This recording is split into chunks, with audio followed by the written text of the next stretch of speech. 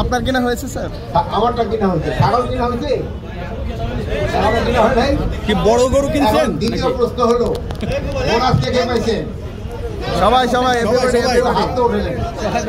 সবাই বেতন সবাই সবাই সবাই এভরিবডি। আপনি তো দেখেন, আপনি কি মালিকের পক্ষ থেকে সবাই যে বেতন পান নাই বলেন? আচ্ছা, মাশাআল্লাহ। সবাই যদি বেতন বোনাস পেয়ে থাকেন ভালো, এটা একটা সুখবর। কে পায় নাই? হ্যাঁ, অনেক হাউসেই পাইনি। অনেক তো এই দেখুন ভাইজানি বললো সব পাইছে, এই থেকে নিয়ে নিবেন, বুঝছেন? উনি তো এই উল্টা সংবাদ কেন দিল সবাই পায় নাই, তারপরে উনি বলে দিল বেশিরভাগ হাউসই পাইনি। বেশিরভাগ হাউসই পায় নাই? কি বলে অভিজ্ঞতা খারাপ না, আমার মনে হয় বেশিরভাগ হাউসই পাইছে। ৯৭,০০০ টাকা। বেশি ছোট হয়ে গেছে। ছোট পরিবার মানে স্যার, তাও আবার পুরো নাম দিতেন না। আর কোনো কিছু? হ্যাঁ, ডিসকাউন্টে পাইছেন নাকি এত কমে? ডিসকাউন্ট না, ছোটটা কিনলে ডিসকাউন্ট।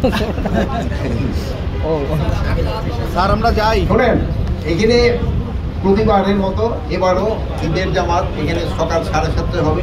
এখানে সব ভিভিআইপিরা এখানে সবাই আসেন এবং প্রতিবার যেমন ভালোভাবে হয়, এবারও আমরা আশা করতেছি সব কিছু ভালোভাবে হয়ে যাবে। আইন শৃঙ্খলা বাহিনী পুরাভাবে এখানে নিরাপত্তা দেওয়ার জন্য তারা প্রস্তুত আছে, কোনো ধরনের কোনো অসুবিধা নাই।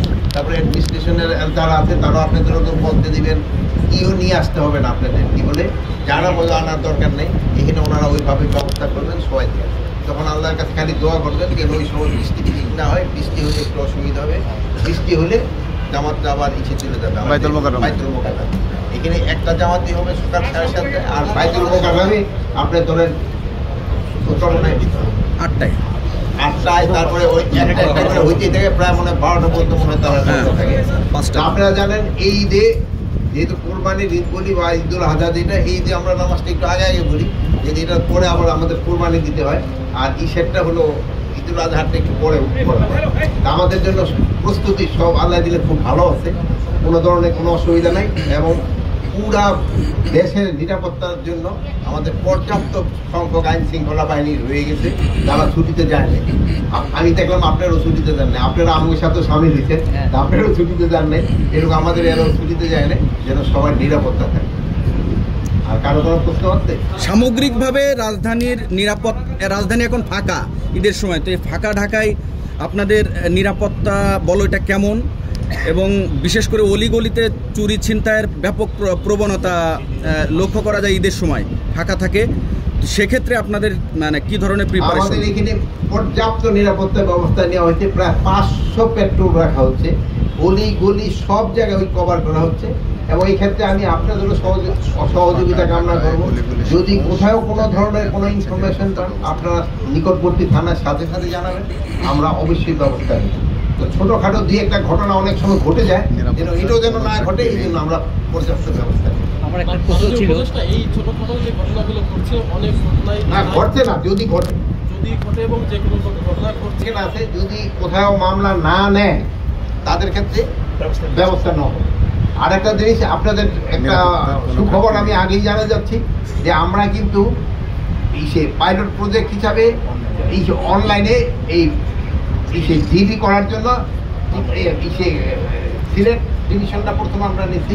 ভবিষ্যতে আমরা এই জিডি এবং মামলা দুটোই যেন অনলাইনে নিতে পারে, এই জন্য আমরা ব্যবস্থা করতে থানায় গিয়ে যেন কারো কোনো ভোগান্তি না হয়, এই জন্য আমরা চেষ্টা করতেছি।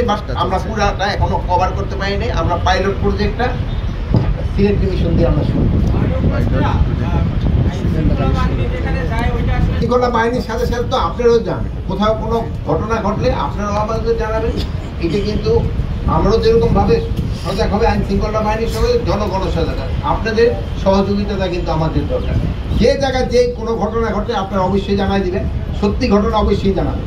কিন্তু অনেক সময় আছে দুই এক জায়গায় একটু এক্সাজারেট রিপোর্ট হয়ে যায়, ওইটা যেন না।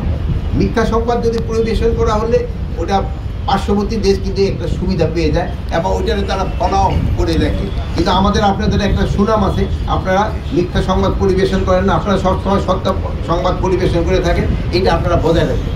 মানবাধিকার উপদেষ্টা আপনারা তো আটক করছে, আটক করার ঠিক 15 থেকে 1 মাসের মধ্যে তারা আবার ছাড় দেওয়া হলো যে দেখলেন না 2 জন শীর্ষ সন্ত্রাসী ছাড়া পাইছিল, কিন্তু তার যে অবৈধ কাজে লিপ্ত হয়েছে আমরা কিন্তু তারা ছাড়ি নেই, পরে পরে আবার আইনের আওতায় নিয়ে এসেছি। এরকম যদি কেউ আইসা কোনো ধরনের অবৈধ কাজে লিপ্ত হয় কারোরই ছাড়, এটা পুঁটি মাছ হোক, কাতলা মাছ হোক, রুই মাছ হোক, কারো ক্ষেত্রে আইন সবার জন্য সমান। আমি পুরাভাবে কনফিডেন্ট, জানলা দিলে 100% কনফিডেন্ট যে যেন কোনো ধরনের কোথাও কোনো কিছু না হয়। তো আমার বোনের উত্তরটা দিতে হলে এই জন্য, নাহলে আমি আবার বৈষম্যের শিকার হয়ে যাই। আপনারা সবাই কোনো আশঙ্কা